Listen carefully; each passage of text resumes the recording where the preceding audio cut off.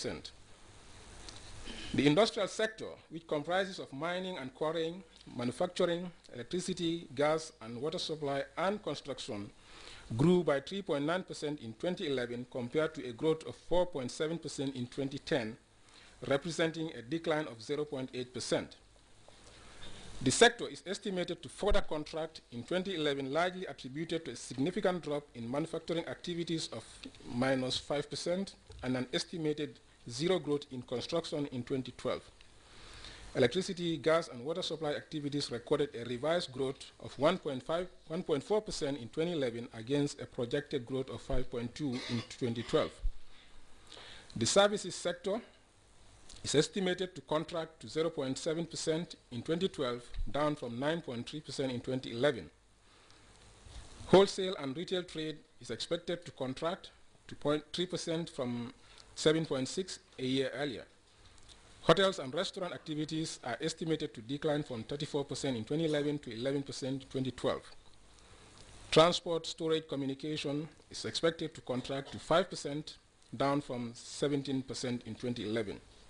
Finance and insurance, on the other hand, is estimated to grow by 5% in 2012 compared to 13.2% decline in 2011.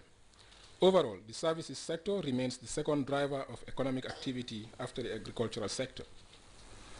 Agriculture is estimated to grow by 21.8% in 2012 as compared to a contraction of 36% in 2011.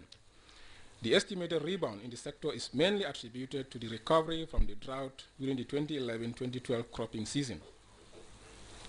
Agricultural subsectors such as crop production, livestock, forestry, and fishing are estimated to grow by 50%, 2.9%, 3%, and 4% respectively in 2012.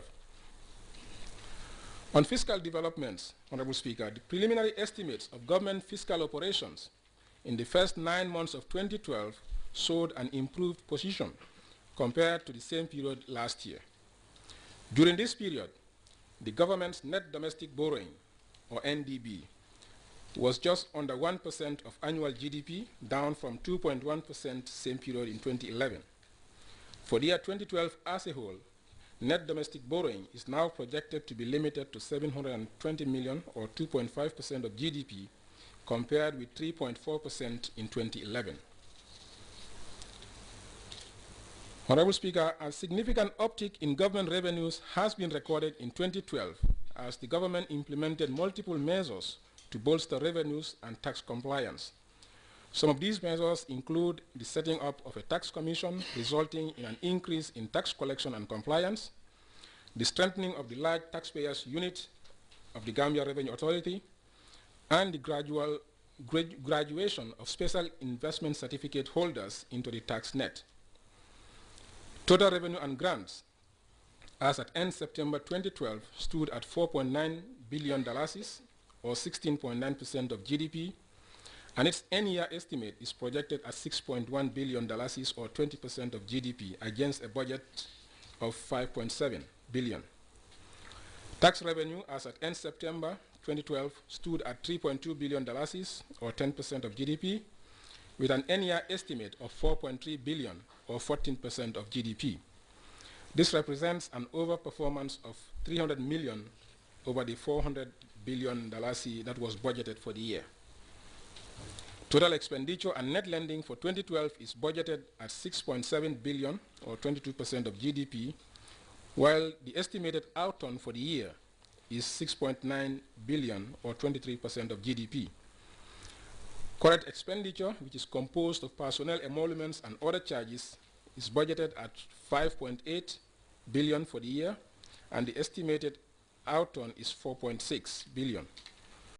Total interest payments for the fiscal year 2012 was budgeted at $960 billion, while the estimated outturn for the year is $1.1 billion. Capital expenditure was budgeted at $1.5 billion against an estimated outturn of $1.7 billion.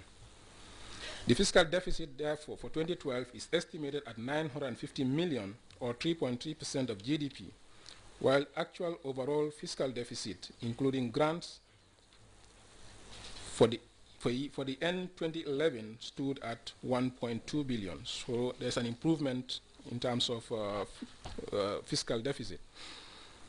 On monetary developments, Honorable Speaker, the Central Bank of the Gambia's monetary policy in 2012 aimed at containing inflation below 5%, maintaining stable exchange rate and building the bank's foreign reserves to at least 5 months of imports cover. Monetary policy in 2012 was conducted amid challenging domestic and external economic environments. The year 2012 saw slow growth in monetary aggregates, reflecting the effects of economic slowdown resulting from the failure in crops in 2011. Credit expansion in the economy was sluggish in the first half of the year, but started to pick up in the final quarter. Growth in money supply was 7% in September, compared to 11% September 2011, with an end-year estimate of 8.5%. The growth in money supply reflects the increase in both net foreign assets and net domestic assets of the banking system. The net foreign assets of the banking system rose to $4.3 billion in September 2012, thanks to the significant increase in the net foreign assets of the central bank, which rose to $3 billion compared to a contraction of 5.1% a year earlier. Gross official reserves increased to $6.3 billion, while foreign liabilities increased to $3.2 billion. The net domestic assets of the banking system rose to $10.9 billion in September 2012. Growth in domestic credit of 7.6% to $12.3 billion is lower compared to the 22% realized a year before. Similarly, growth in the banking system's net claims on government continues to decline, as the 4.2% growth to $6.3 billion in September 2012 represents a significant decline from the 40.1% growth realized 1 year before.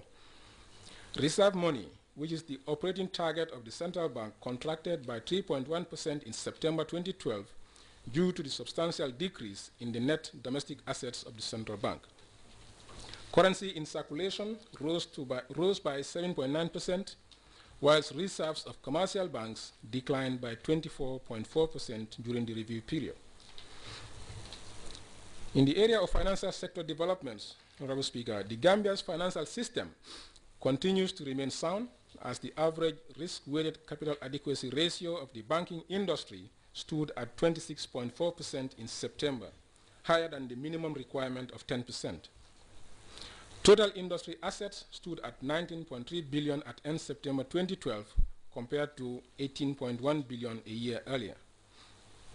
Loans and advances, which account for 30% of total industry assets, rose by 7.1% to $5.8 billion.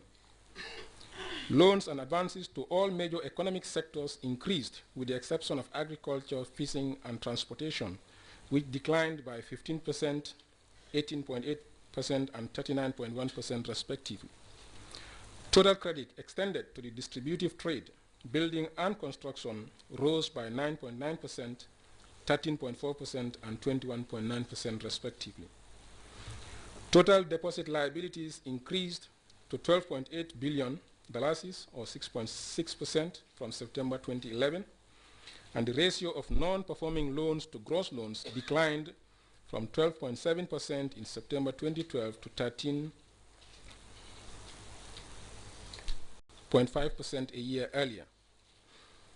Honorable Speaker, the second phase of the increase in minimum capital requirement for banks is due by December 31, 2012, when all banks will be required to raise their share capital to $200 million.